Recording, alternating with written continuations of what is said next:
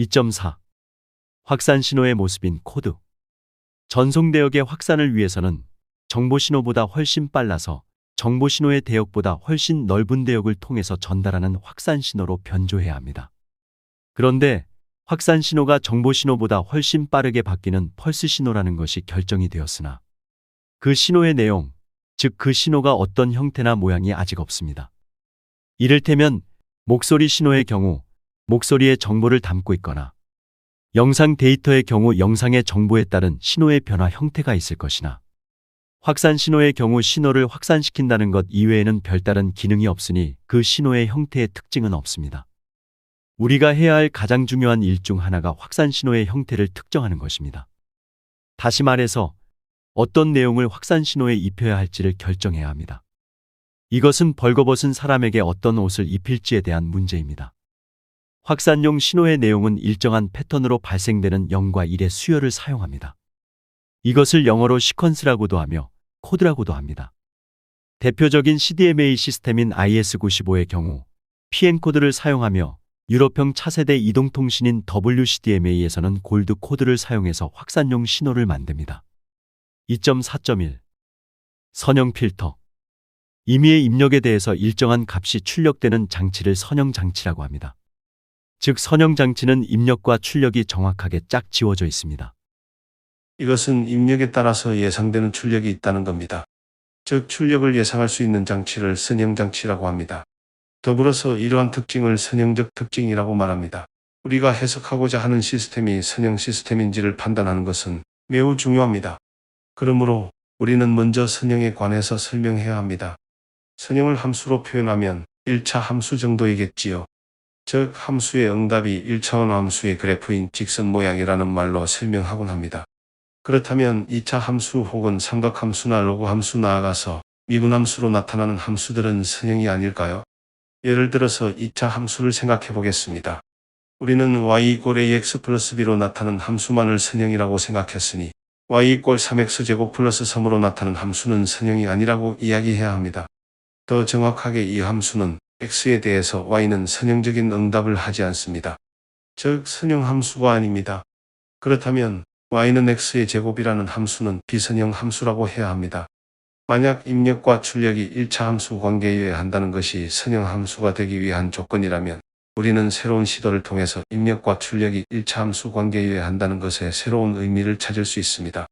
위의 수학식에서 3x제곱 플러스 3을 t로 치환한다면 이 수학식은 y=t가 됩니다. 즉 x축을 3x제곱 플러스 3의 축으로 치환해서 그래프를 그리면 종속 변수인 y와 독립 변수인 3x제곱 플러스 3은 1차 함수로 그려집니다. 이제부터 이 식은 t에 대해서 y는 선형 함수라고 말할 수 있습니다. 우리가 수학식에서 3x제곱 플러스 3을 t로 치환했듯이 x의 다항식들을 t로 치환할 수 있습니다. 그리고 이것을 확장하면 모든 식을 1차 함수식으로 표시할 수 있습니다. 지금까지의 이야기는 y=fx..으로 나타낼 수 있는 모든 함수는 선형의 모양으로 바꿀 수 있으며 치환 변수 t에 대해서 선형이라고 이야기할 수 있다는 것을 의미합니다. 물론 이렇게 표현되는 함수로 나타낼 수 있는 시스템들은 입력과 출력이 정확하게 짝 지워져 있고 입력값에 대해서 출력값을 예상할 수 있는 선형 시스템입니다. 임의의 시스템의 특징을 수학적인 함수로 온전히 설명할 수 있다는 것은 시스템 입출력의 상호 관계성을 규정하는 함수를 우리가 나타낼 수 있다는 것임을 이야기했었습니다. 그렇다면 수학이나 과학에서 이야기하는 선형의 개념은 원인과 결과가 일정한 규칙에 따라 비례하며 예측 가능하다는 아주 중요한 의미를 담고 있다고 이해해야 합니다. 여기에서 일정한 규칙이란 수학식에서 t로 치환된 다항식인 것은 두말할 나위가 없습니다. 수학이나 물리학, 화학 등과 같은 자연과학은 자연의 사물이나 자연현상을 관찰하고 해석합니다. 그리고 그것의 인문적인 필요를 추가하여 공학으로 발전시킵니다. 공학을 비롯한 모든 학문의 유체는 나타나는 현상을 해석하는 것입니다. 이 해석의 과정은 귀납적 논리로 일반적인 사실을 얻고 여기에 더해서 연역적 방법을 구체적인 사실의 결론으로 새로운 사실을 유추합니다. 그런데 귀납적인 방법은 예측 가능한 경우를 일반화하는 것입니다. 오늘 동쪽에서 해가 떴으니 내일도 동쪽에서 해가 뜰 것이라는 예측을 할 수 있는 것입니다. 이런 점에서 귀납적 논증에 근거한 모든 학문은 예측 가능한 범위에 국한됩니다. 이를테면 저는 스위치를 켜면 진공청소기가 작동한다는 것을 예측할 수 있으며 그렇지 않은 진공청소기는 고장이 났다고 진단할 수 있습니다. 이것은 진공청소기가 선형 시스템이기 때문입니다. 그러나 철수가 진공청소기를 사용하려는데 진공청소기가 작동하지 않는다고 해서 진공청소기가 고장났다고 단언할 수 없으며 나아가서 진공청소기가 고장났다고 예측할 수 없습니다. 이것은 진공청소기를 사용하는 철수는 비선형 시스템이기 때문입니다. 우리가 선형인 진공청소기를 공장에서 만들 수 있지만 비선형인 철수는 공장에서 만들 수 없습니다.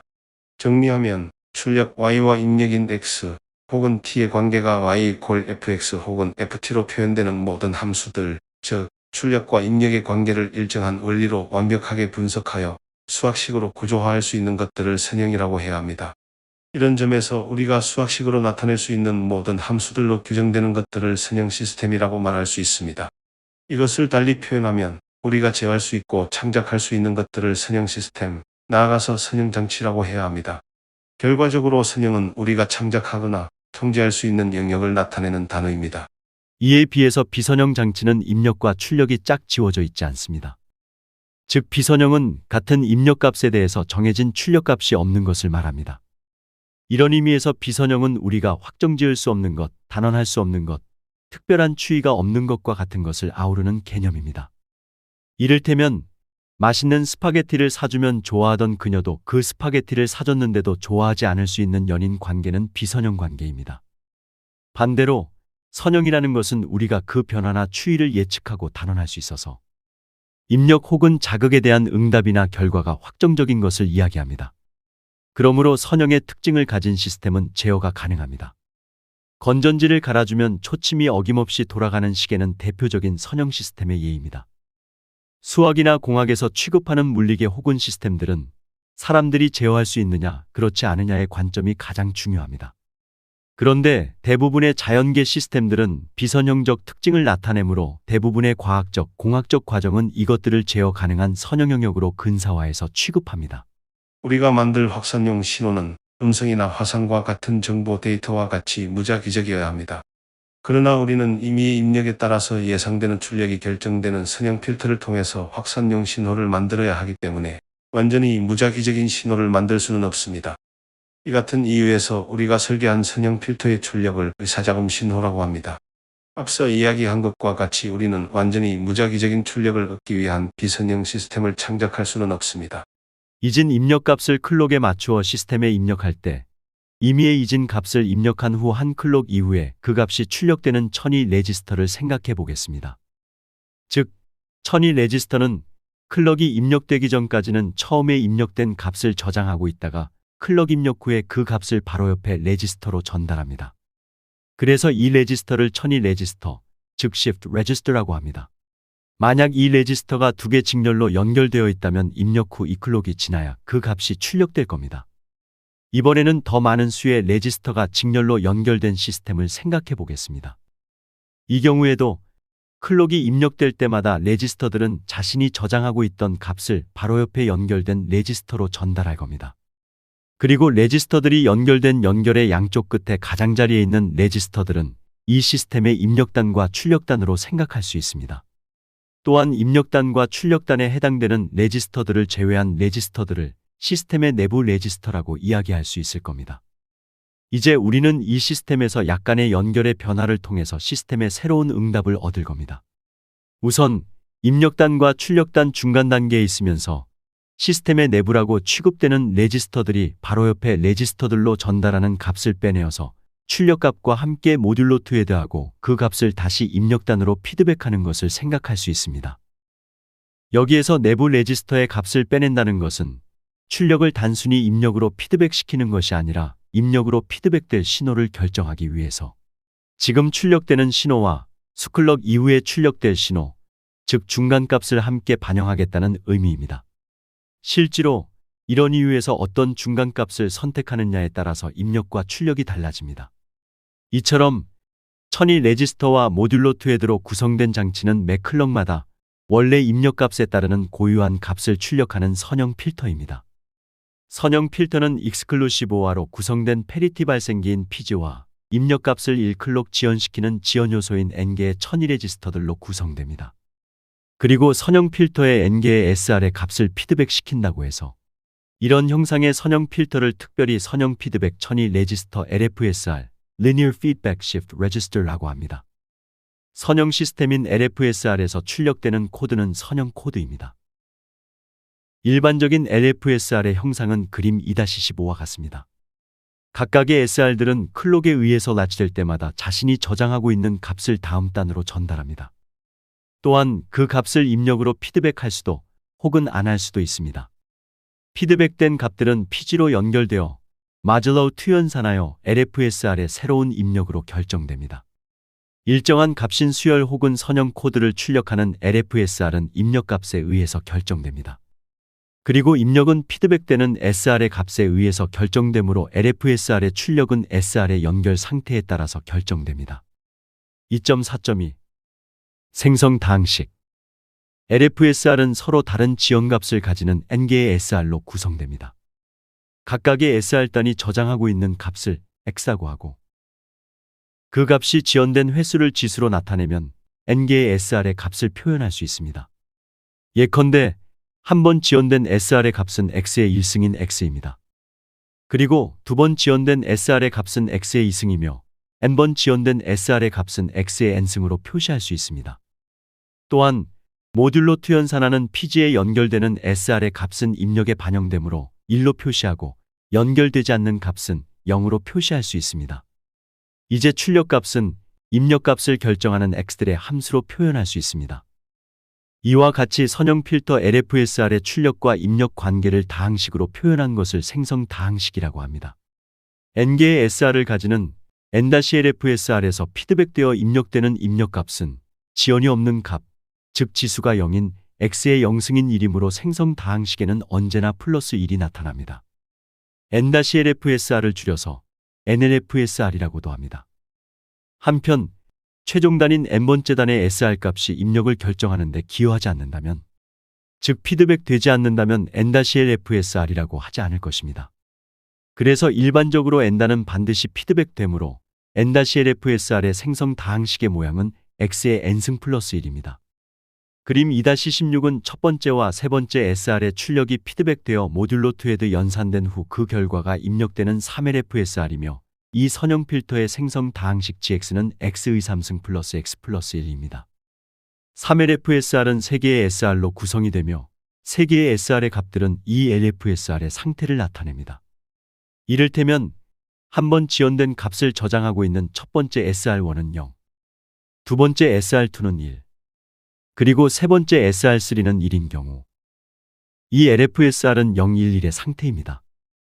이런 방식으로 하면 3LFSR은 2의 3승인 8가지의 상태가 가능합니다. 그리고 우리는 이 생각을 확장할 수 있습니다. 즉, NLFSR은 2의 n승-1가지의 상태가 가능합니다. SR의 상태가 0 혹은 1로 두 가지이기 때문에 LFSR이 나타낼 수 있는 범위는 LFSR에 포함된 SR의 수에 의해서 결정되는 유한한 수의 범위입니다. 이것은 유한한 수의 범위, 즉 유한장을 지정하는 갈루아 필드라고 생각할 수 있습니다. 특히 2의 멱승의 갈루아 필드로 표현할 수 있습니다. 이것은 GF2n승으로 표시합니다. 여기에서 유한장에 대한 이야기를 잠깐 하겠습니다.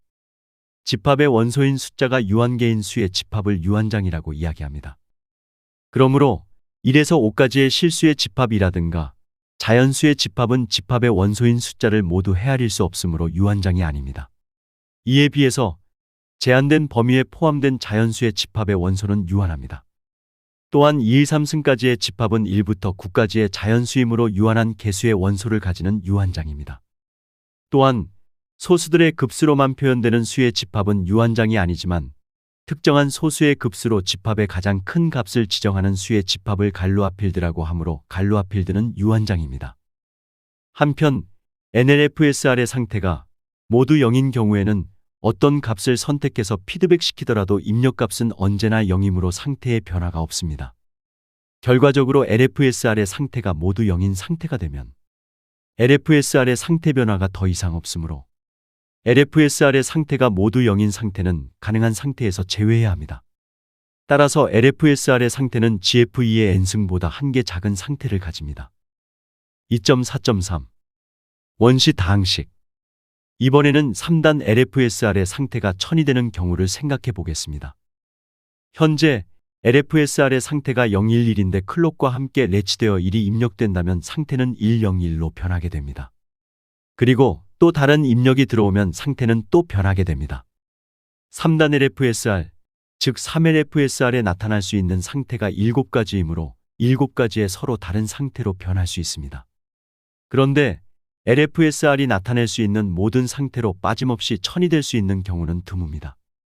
3단 LFSR에서 가능한 생성 다항식은 첫째, x3승 플러스 x제곱 플러스 x 플러스 1, 둘째, x3승 플러스 x 플러스 1, 그리고 마지막 세 번째는 x3승 플러스 x제곱 플러스 1입니다. 초기값이 111인 경우 각 다항식의 LFSR의 상태 천위는 표 2-1과 같습니다. 두 번째와 세 번째는 7가지의 상태로 빠짐없이 1000이 되었지만 첫 번째 다항식은 SR의 상태가 진행되다가 111의 상태에 빠지면 더 이상 1000이가 이루어지지 않습니다. 한편 111 이외에도 6개의 초기 상태가 더 있으니 다른 상태에 대해서는 어떻게 동작하는지 확인할 수 있습니다. 그러나 임의의 상태에서 1000이를 거듭하다가 111 상태로 1000이 되면 1000이가 멈추므로 이미 이 다항식으로는 LFSR의 유한장에 속하는 모든 수, 즉 모든 상태를 빠짐없이 나타낼 수는 없습니다. 그림 2-17은 첫 번째 다항식인 x3승 플러스 x제곱 플러스 x 플러스 1의 생성 다항식에 대해서 세 가지 초기값이 주어졌을 때 나타나는 상태를 보여줍니다. 즉 111, 010, 그리고 110을 초기 상태로 했을 때 입력에 따라서 이어지는 상태 천위를 보여줍니다. 여기에서 나타나는 특징은 3개의 순환고리들로 각각 구성되어 있으며 이 순환고리들은 서로 연결되지 못한다는 것입니다. 반면 나머지 2개의 다항식은 3LFSR이 포함하는 223승의 갈루아 필드상의 모든 요소들을 출력합니다. 내부 SR 요소 중에서 피드백 요소들을 선택하는 것을 명시하는 두 번째, 세 번째 생성 다항식으로 표현되는 LFSR의 3개의 SR은 8가지의 상태를 빠짐없이 천위하고 원상태로 돌아오는 순환 특징이 있습니다. 이것은 임의의 SR의 상태가 이전 상태와 진행할 상태가 언제나 존재한다는 것을 나타냅니다. 또 상태 천위가 순환하는 것은 어떤 초기값으로 시작하더라도 모든 상태들을 거친 후 초기값으로 돌아오는 순환은 유지됩니다. 이런 특징을 가지는 LFSR에서 출력되는 코드를 순환 코드라고 합니다. 일반적으로 유한장의 모든 요소들을 나타낼 수 있는 생성 다항식은 극히 제한적이지만 적어도 1개 이상은 존재한다고 알려져 있습니다. 그리고 이러한 생성 다항식을 원시 다항식이라고 하고 영어로는 primitive polynomial이라고 합니다. 즉, 원시 다항식을 생성 다항식으로 하는 선형 필터인 LFSR의 출력은 순환 코드입니다. 그리고 순환 코드는 LFSR이 나타낼 수 있는 모든 상태로 빠짐없이 천위 되므로 천위 과정에서 발생되는 코드워드가 가장 깁니다. 즉, 원시 다항식을 생성 다항식으로 하여 생성된 코드는 코드워드가 가장 긴 최장 코드입니다. 최장 코드의 길이는 천위 되는 상태의 길이이므로 일반적으로 NLFSR인 경우 2의 n-1의 길이를 가집니다. 최장 코드를 만드는 길이가 n인 NLFSR은 모든 상태를 거치면서 최장 코드를 출력합니다. 이것은 모든 상태를 거치게 되면서 최장 코드를 만드는 NLFSR은 임의의 상태에서 천이 될 다음 상태의 후보 상태들이 가장 많이 있다는 뜻이기도 합니다. 또 이것은 다음 상태를 쉽게 예측할 수 없어서 무작위적이라는 뜻이기도 합니다. 선형 필터인 LFSR의 길이가 긴 경우 즉 n이 클수록 LFSR이 천이할 수 있는 상태가 많아지므로 이 무작위성은 증가합니다. 결과적으로 선형 필터의 길이가 매우 길고 선형 필터의 생성 다항식이 원시 다항식이라면 그것이 비록 우리가 설계한 선형 필터이더라도 자궁과 유사한 무작위성을 가지는 출력을 얻을 수 있다는 것입니다. 2.4.4 최장 코드. 최장 코드는 코드를 생성하는 선형 필터, 즉 LFSR이 나타낼 수 있는 모든 상태를 빠짐없이 천위할 수 있도록 하는 내부 SR의 피드백 조합에 의해서 구해집니다. 그리고 그 길이는 선형 필터가 나타낼 수 있는 유한한 수의 범위 즉 모든 상태들의 수만큼의 길이를 가집니다. 여기에서 SR의 피드백 조합이라는 것은 모듈로 트웨드 연산을 위해서 내부 SR 출력의 연결 여부를 나타내는 것으로 선형 필터의 모양을 나타내는 생성 다항식을 말하는 것입니다. 또한 유한한 수의 범위라는 것은 생성되는 코드 길이인 2의 n-1을 말합니다. NLFSR 선형 필터에는 피드백될 N개의 SR과 연결 여부에 따라서 이에 N승계의 생성 다항식이 있을 수 있습니다. 그런데 여기에는 모든 SR을 피드백하지 않는 경우를 제외해야 하므로 실질적으로 가능한 생성 다항식은 최장 코드의 길이와 같은 2의 N승-1개입니다. 순환 코드라는 것은 순환하는 주기를 모듈러로 하는 것입니다. 즉, 생성 다항식에 의한 상태 변화가 빠짐없이 순환한다는 것은 순환 주기로 나누었을 때 나머지, 즉 모듈로 했을 때 나머지가 없이 알맞게 떨어진다는 것을 말합니다. 이 같은 이유에서 최대 주기로 나누어 떨어지는 생성 다항식은 원시 다항식인 것입니다. 그렇다면 최대 주기를 어떻게 표현할까요? NLFSR인 경우 2의 N승계의 유한 요소를 가지는 유한장을 만듭니다. 그런데 LFSR의 상태가 모두 1인 경우에는 어떤 입력이 들어오더라도 다른 상태로 천이가 이루어지지 않으므로, 즉 상태 천이가 일어나지 않으므로 SR의 상태가 모두 1인 경우의 출력은 유한장의 값에서 제외되어야 합니다. 따라서 유한장이 가질 수 있는 요소는 2의 N승-1개입니다. 유한장의 최대 길이는 유한장의 모듈로 제로입니다. 지금 나타난 값이 처음의 그 값이라는 것은 지금이 처음 값인지 혹은 주기를 한 바퀴 혹은 몇 바퀴를 돌고 나타난 값인지 확실치는 않으나 지금 나타나는 값이 처음의 그 값이라는 것은 명확합니다. 이 말은 지금 나타난 값이 피드백의 과정과는 무관한 값이라는 의미이며 피드백이 더 이상 일어나지 않고 입력값이 그대로 출력된다는 의미이기도 합니다. 따라서 이것을 대수적으로 표현하면 x의 n승 플러스 1입니다. 그리고 생성 다항식은 이 주기의 모듈로 제로, 즉 나누어서 나머지가 전혀 없이 나누어 떨어지는 경우입니다. 즉 3LFSR의 생성 다항식 중 원시 다항식인 P1x는 x의 3승 플러스 x 플러스 1을 유한장의 주기를 나타내는 x의 n승 플러스 1로 나누면 몫인 Q1x로 나누어 떨어집니다. 이 경우 Q1x는 x4승 플러스 x제곱 플러스 x 플러스 1이고 나머지는 없습니다.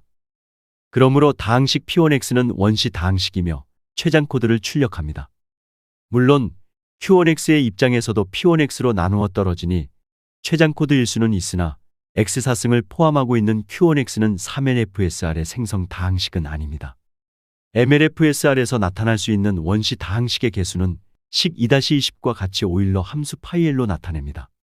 즉 코드 길이인 2의 M-1의 오일러 함수값을 지연탭인 SR의 수인 M으로 나눈 것입니다. 식 2-21에서 PI는 코드 길이 L의 소수들입니다. 예를 들어 4LFSR의 경우 L = 15이고 M = 4입니다. 그리고 15의 소수는 3과 5이므로 식 2-21에 의해서 파이 15는 15 곱하기 1-3분의 1 곱하기 1-5분의 1이므로 총 8개입니다. 그리고 이것들은 15보다 작고 서로 소인 1, 2, 4, 7, 8, 11, 13, 14입니다. 결과적으로 4LFSR의 최장 코드의 수는 8-4인 2개입니다. 표 2-2는 유한장의 크기를 결정하는 지연 요소인 SR의 수에 따른 원시다 항식의 수를 나타냅니다. 원시다 항식 중에서 그 모양이 XM승 플러스 XK승 플러스 1의 형태로 나타나는 원시다 항식을 3항식 즉 트라이노미오이라고 합니다. 여기에서 K는 1보다 크고 M보다 작습니다. 항이 3개뿐인 3항식을 생성 다항식으로 하는 경우에는 실제 회로를 구현하는 데 여러 가지 이점이 있습니다. 이 경우 LFSR의 차수에 관계없이 단 하나의 exclusive OR 게이트를 가지므로 회로가 간단하여 비용이 적게 들고 회로의 지연 요소가 적어서 고속 동작에 유용합니다. 현재 우리나라의 CDMA 이동통신 시스템에서는 기지국 식별용과 개인 식별용으로 최장 코드인 PN코드를 각각 사용합니다. PN코드는 최장 코드의 또 다른 이름으로 그 뜻이 의사 잡음 즉 잡음과 비슷한 무작위적인 코드라는 뜻입니다. 한편 기지국 식별용으로 사용되는 PN쇼 코드는 15단의 지연 요소를 포함하는 15LFSR에서 생성되는 최장 코드입니다. 즉 15단의 LFSR에는 1800개의 서로 다른 형상의 PN코드 생성 장치가 있을 수 있습니다. 이것은 SR이 15인 경우 가능한 생성 다항식의 수인 32,767 중 약 5.5% 정도입니다. 2.4.5 확산 신호용으로 사용되는 PN코드. 앞서 고민한 것과 같이 확산용 신호는 어떠한 정보도 포함하고 있지 않으므로 신호의 패턴은 거의 랜덤성을 띠지 않습니다. 신호에 반영되는 정보, 이를테면 목소리나 도화지에 그려진 그림의 정보가 정보 신호의 모양을 결정합니다. 그리고 그것은 거의 랜덤하다고 할 수 있습니다. 이런 이유에서 우리가 만들려는 확산 신호 또한 이와 비슷한 랜덤성을 가져야 합니다. 그런데 생각해보면 우리가 만드는 정보의 랜덤성은 그리 크지 않습니다. 우리는 비슷한 패턴으로 말하고 비슷하거나 정해져 있는 색깔로 그림을 그립니다. 이런 점에서 자연스럽게 만들어지는 신호의 패턴 또한 그렇게 랜덤하다고 하기에는 뭔가 부족합니다. 정보 신호를 확산시키는 확산 신호의 가장 큰 특징은 정보 신호보다 빠른 비트율의 신호라는 겁니다. 그리고 그 빠른 정도는 확산의 정도와 정확하게 비례합니다. 즉, 10배 넓은 대역으로 확산시키기 위해서는 10배 빠른 신호여야 한다는 겁니다. 그리고 신호가 빠르다는 말은 변화되는 정도가 훨씬 다양하다는 것을 의미합니다. 이런 점에서 확산 신호의 신호 형태는 매우 다양한 변화 형태를 가져야 합니다. 이런 성질들을 함께 고려할 때 확산 신호의 형태는 비교적 긴 SR을 가지는 LFSR에서 만들어지는 일련의 패턴 혹은 코드로 입혀집니다. 특히 여기에 사용되는 코드는 최장 코드이어야 합니다. 이런 의미에서 최장 코드인 PN 코드가 사용됩니다. 미국의 퀄컴사에서 제작되어 한국에서 상용화된 CDMA 셀룰러 시스템에 PN 코드가 확산용 신호로 사용된 이유는 이와 같이 다양한 랜덤성 이외에도 PN 코드의 대표적인 특징인 자기상관 특성과 런 특성 때문입니다. 확산 신호의 모양이 PN 코드라는 것은 PN 코드의 모양으로 변조된 신호에서 자기상관 특성과 런 특성이 있다는 것입니다. 그럼 이제 PN 코드의 대표적인 특징인 자기상관 특성과 런 특성을 알아보겠습니다. 먼저 자기상관 특성입니다. 같은 LFSR에서 생성된 PN 코드일지라도 여러 갈래인 다중경로를 통해서 수신기에 도달하므로 수신기에서는 이 신호들이 서로 다른 신호로 오인될 수 있습니다. 즉, 같은 송신기에서 출발한 신호일지라도 서로 다른 채널 특성을 겪으면서 수신기에서는 서로 다른 위상천이 특성으로 수신됩니다. 그런데 수신기가 서로 다르다고 느끼는 두 개의 PN 코드는 사실 같은 코드입니다. 그러므로 복조에 앞서서 수신기는 이 두 신호의 어긋난 위상을 조정하여 같은 신호로 만들어줘야 합니다. 이것은 CDMA 수신기가 코드 신호를 획득하는 대략의 과정입니다. 그리고 이것은 PN 코드의 우수한 자기상관 특성 때문에 쉽게 이룰 수 있습니다. 자기상관이란 자기 자신과의 상관도를 측정하는 값이며 이 값의 의미는 일정한 시간이 지난 이후에 나타나는 신호가 원래 신호에 비해서 어느 정도의 변화가 생겼는지를 나타내는 값입니다. 물론 변화된 값을 측정한다는 것은 변화된 정도를 보정하겠다는 목표를 가지고 이루어집니다. 그러므로 원래는 같은 신호인데 여러 가지 이유로 위상 차이가 생기게 된 두 신호 간의 상관성을 말합니다.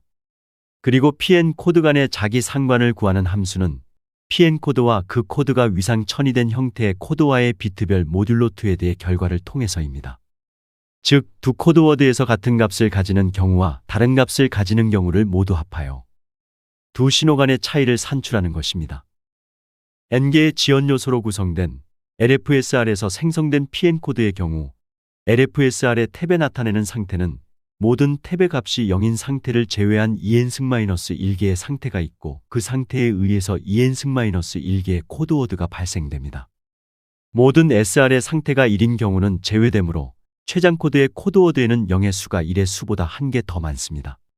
즉 PN 코드의 길이는 홀수입니다. PN 코드와 그 코드가 위상천이 된 코드 간의 비트별 모듈로 2에 드는 새로운 PN 코드를 만들며 그렇게 만들어진 PN 코드는 위상만 이동된 동질의 PN 코드입니다. 즉, PN 코드 간의 상관값은 PN 코드의 코드워드들을 모두 더한 값입니다. 이런 이유에서 길이가 2n-1인 동질의 PN 코드들의 위상이 어긋난 경우의 자기상관값은 새로 만들어진 PN 코드가 자기상관값입니다. 그리고 이 경우 0의 수가 1의 수보다 1개 더 많으므로 자기상관값은 언제나 0입니다. 또한 두 코드 간의 위상이 일치하였을 때에는 자기상관값은 2n-1로 최대값이 됩니다. 이처럼 극단적인 자기상관값을 가지는 PN 코드를 사용하면 수신기는 코드 간의 자기상관값만을 가지고 코드의 위상을 확실하게 구분할 수 있습니다. 여기에서 주의할 것은 서로 다른 생성 방식으로 생성된 PN 코드 즉 이질의 PN 코드 간의 상호상관값은 자기상관과 같이 극단적으로 나타나지 않는다는 겁니다. 앞서서 보인 표 2-2에 따르면 SR이 5인 경우에 최장 코드를 생성할 수 있는 생성다항식 즉 원시다항식이 6개 있습니다. 그 중에서 X5승 플러스 X4승 플러스 X3승 플러스 X 플러스 1과 X5승 플러스 X3승 플러스 1로 생성된 PN코드의 상호상관을 구하면 그림 2-18과 같습니다. OLFSR에 의해서 생성되는 PN코드들의 코드 시퀀스와 코드들 간의 상호상관은 PN코드의 자기상관 특성과 같이 동기가 어긋났을 때와 일치할 때의 차이가 극명하게 나타나지 않습니다. 반면 그림 2-19는 최장코드의 상호상관과 비교되는 자기상관 특성을 나타내고 있습니다. 그림과 같이 자기상관은 한 비트만 어긋나도 자기상관 값이 급격하게 떨어지는 것을 확인할 수 있습니다. 이것은 상호상관 특성과 비교할 수 있을 만큼 월등한 특성입니다. 두 번째로는 런 특성입니다. 런은 코드워드에 1 또는 0이 연속해서 나타나는 정도에 대한 특징입니다. 길이가 2의 n-1인 PN코드에서는 길이가 n인 1의 런이 하나, 길이가 n-1인 0의 런이 하나, 0보다 크고 n-1보다 작은 k의 길이인 런의 경우 1이든 0이든 그 수는 같고 2의 n-k-2승계로 나타납니다. 이것은 연속적인 1이나 0이 잘 나타나지 않는다는 것입니다. 일반적으로 정보 데이터의 경우 그 발생 형태가 랜덤합니다. 이것은 이번에 1이 나왔으니 다음에는 0이 나온다든가 혹은 1이 계속 나온다는 식으로 앞에 나온 값에 연관되어 뒤에 값이 나오는 것과는 무관하다는 특징입니다. 우리가 확산 신호에 알맞은 신호 형태를 코드에서 찾는 것도 이런 랜덤성을 가진 신호를 찾기 위함인데 PN코드 런 특성은 랜덤성을 잘 드러냅니다. PN코드의 전체 길이에 비해서 같은 값이 연속적으로 나타나는 런 중 가장 긴 것의 비율도 n 나누기 2n에 불과합니다. 그리고 코드워드가 길어질수록, 즉 n이 커질수록 그 비율은 급격하게 짧아집니다. 참고로 n이 45인 PN 롱 코드의 경우 전체 코드워드에서 딱 한 번 나타나는 1의 런의 길이는 1.27 곱하기 12-10승%에 불과합니다. 주기가 30일인 최장 코드는 11111101010101011001100110011001100으로 나타납니다. 이 코드의 런 특성은 표 2-3과 같습니다. 런 특성을 가지는 PN코드의 코드워드 구성은 자기적이라고 할 수 있는 왈시코드와 비교하면 랜덤성이 확실합니다. 왈시코드의 경우 코드워드 간의 직교성을 유지시키기 위해서 생성한 코드이기에 연속된 1 혹은 0의 런이 빈번히 나타나며 그 길이도 전체 코드워드 길이에 비해서 비교적 깁니다. 2.4.6 왈시코드 1923년 J.L. 왈시는 코드워드가 서로 직교하는 직교함수계를 정의하였습니다. 코드워드가 서로 직교하므로 코드워드 간에는 명백하게 구분이 됩니다. 이런 특징을 가진 왈시코드는 주파수나 타임슬롯으로 채널을 구분하지 않는 CDMA 시스템에서 채널을 구분해주는 용도로 안성맞춤입니다.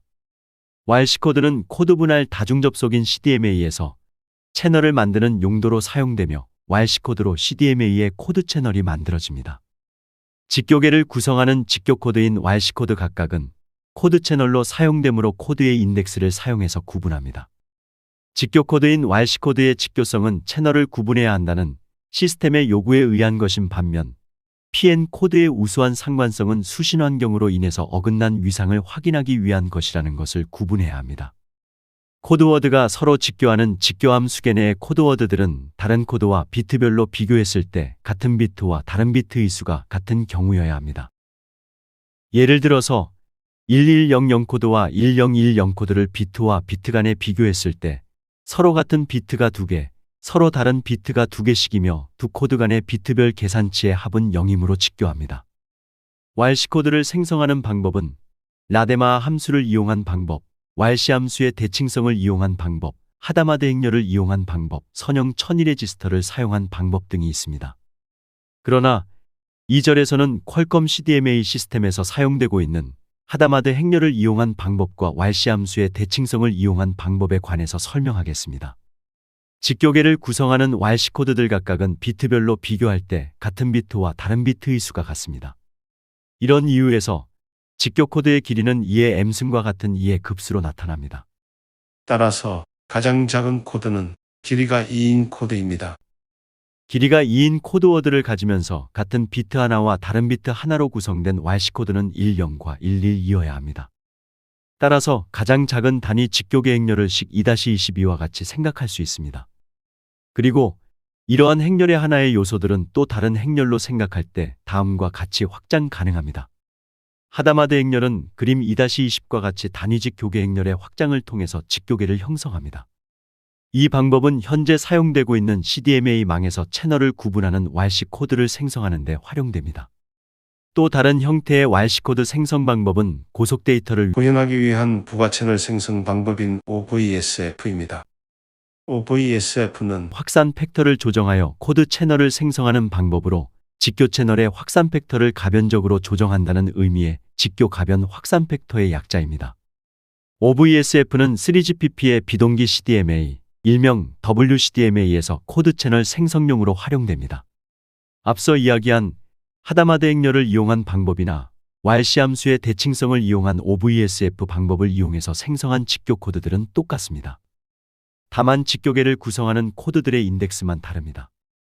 OVSF는 직교 코드에서 1 혹은 0의 무리를 한꺼번에 모아서 즉 연속적인 1 혹은 0으로 코드의 인덱스를 재배치한 것으로 생각할 수 있습니다. 코드워드 길이의 반은 그대로 두고 나머지 반을 역으로 하는 형태로 코드를 구성합니다. 이 때문에 이 방법을 비트 역전 방법이라고도 합니다. 2.4.7 골드코드 골드코드는 골드라는 이름 때문이기도 하지만 3GPP의 WCDMA의 확산용 신호에 사용되는 코드이기 때문에 유명합니다. 골드코드는 PN코드와 달리 최장코드가 아닙니다. 최장코드가 아닌 골드코드는 코드 길이가 같은 PN코드와 비교해서 월등히 많은 생성 다항식을 가진다는 특징이 있습니다. PN코드는 자기 상관성이 우수하여 확산 신호에 적용될 때 신호를 빨리 획득하고 추적할 수 있는 특징이 있습니다. 반면에 주어진 선형 필터의 크기에서 최장 코드를 생성할 수 있는 생성 다항식은 비교적 적습니다. 예컨대 15단의 LFSR에서 가능한 생성 다항식은 32,767개인데 그 중에 약 5.5%인 1,800개만이 최장 코드를 생성합니다. 주어진 크기의 선형 필터에서 최장 코드를 생성할 수 있는 생성 다항식이 매우 작다는 것은 최장 코드인 PN코드의 가장 큰 단점이기도 합니다. 이 점을 보완하기 위해서 새로운 코드의 발명이 필요합니다. 로버트 골드 박사는 이러한 단점을 보완한 새로운 코드를 발명합니다. 이 코드는 두 개의 독립적인 PN코드를 통해서 얻을 수 있으므로 비교적 간단한 방법으로 손쉽게 많은 코드를 얻을 수 있습니다. 또한 이 코드의 코드워드 간의 상관 특성도 좋습니다. 서로 다른 원시 다항식에 의해서 생성되는 최장 코드인 PN코드 두 개인 P1X와 P2X의 출력들을 한 비트씩 모듈로2 연산을 통해서 골드코드를 만듭니다. NLFSR을 통해서 얻어지는 PN코드의 길이가 2의 n-1이며 두 개의 PN코드 간 비트별 모듈로 합 또한 2의 n-1이므로 골드코드의 길이는 2의 n-1입니다. 또한 P1X를 고정시키고 P2X를 2의 n-1번 천이시키면서 골드코드를 생성하므로 2의 n-1개의 코드가 또 생성될 수 있습니다. 즉 2의 n+1-2개의 코드가 만들어집니다. 그리고 여기에 P1X, P2X를 더하면 총 2의 n+1개의 코드를 만들 수 있습니다. 즉, 만들어지는 골드코드의 수는 2의 n+1개입니다. 예를 들어서 n=3인 경우에 두 개의 PN코드를 사용하여 골드코드를 생성해 보겠습니다. 여기에 사용되는 PN코드의 생성 다항식은 각각 P1X는 x3승 플러스 x제곱 플러스 1, P2X는 x3승 플러스 x 플러스 1이라고 할 때 우리는 그림 2-23과 같이 16개의 골드코드를 만들 수 있습니다. 위의 결과에서 알 수 있듯이 골드코드들은 어떠한 위상천이가 있다 하더라도 다른 코드로 오인될 가능성은 없습니다. 이것은 골드코드의 생성 방법적 특징에서 예측할 수 있습니다.